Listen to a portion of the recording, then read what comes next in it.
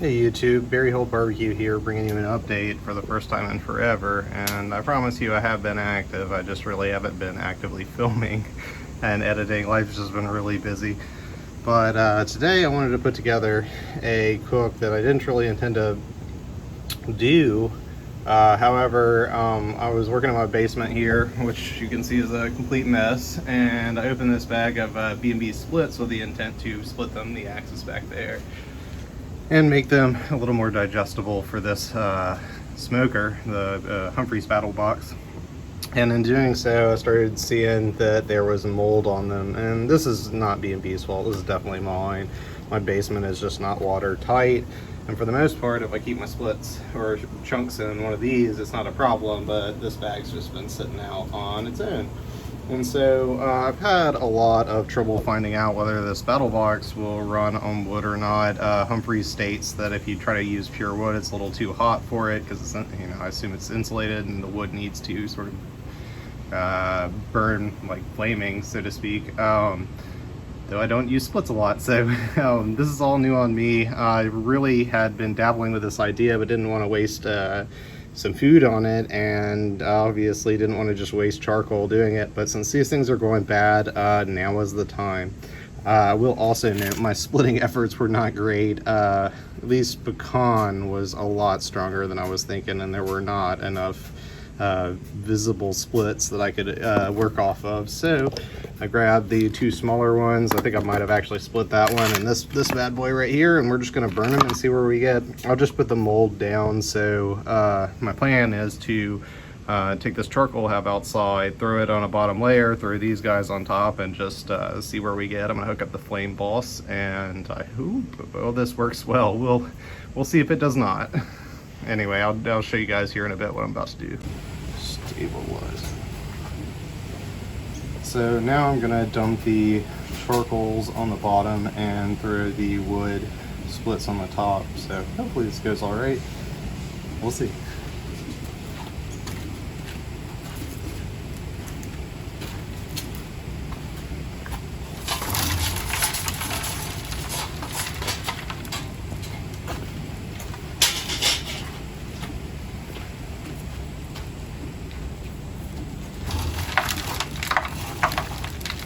I'm not trying to leave this out too long because I don't want it to get my paint. So, like I said, mold pieces down. We should see where we get with this.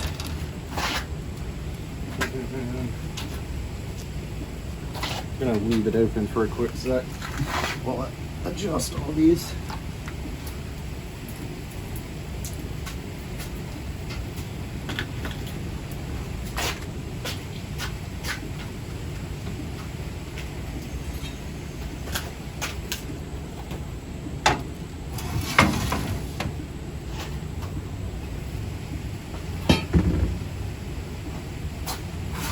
Right now, I'm actually going to leave it open and see if the wood actually comes to a light, and if it does, I'll close it up. If not, I may, oh no, we'll see. I'm going to hook up the flame boss regardless, and we'll see where this goes. Hopefully it doesn't get too hot. If it does, I'll just clamp it all off at the vents and do something else. But for now, this would be really beneficial if I could use it, because splitting the wood did not work as I intended to.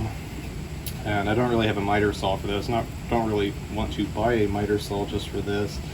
But getting these splits is cheaper than getting the chunks, although it's all relatively cheap. So if I can get this to work out, this is beneficial, because overall it would be cheaper to run this thing with less work, and it made me happy. So yeah, thanks. Just had a flame boss.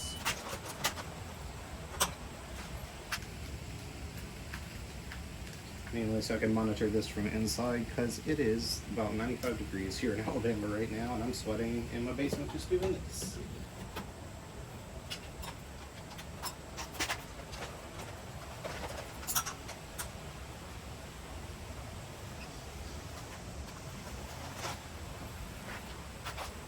Oops, sorry, let me show you my ass. Ew.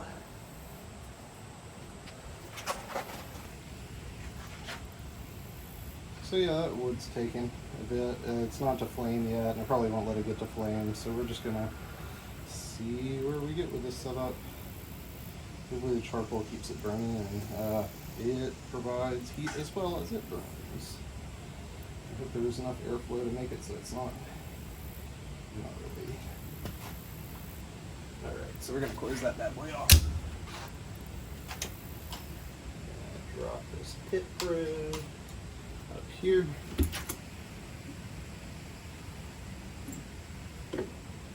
And we'll run it out the top just in case. And I wasn't planning on running a water fan, but I can. Alright. So get rid of this.